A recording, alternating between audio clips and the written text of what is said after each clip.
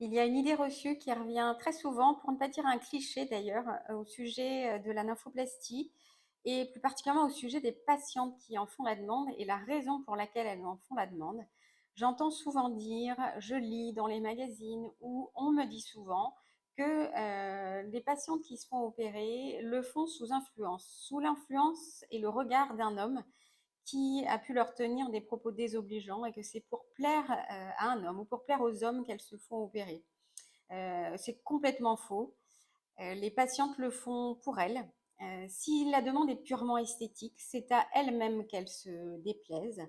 C'est exceptionnel, pour ne pas dire jamais, que j'entends une patiente dire que c'est un partenaire sexuel ou une partenaire sexuelle qui est à l'origine du complexe et qui a tenu des propos désobligeants. Le second cliché, évidemment, c'est l'industrie pornographique. Comme si toutes les patientes voulaient ressembler aux actrices porno qui ont soi-disant un sexe idéal. Eh bien, cela aussi, c'est tout à fait faux. Évidemment que, comme pour n'importe quelle partie du corps, que ce soit les seins que l'on trouve magnifiques sur les top modèles dans les magazines, le sexe d'autres femmes, ben, on le voit en effet sur les films porno.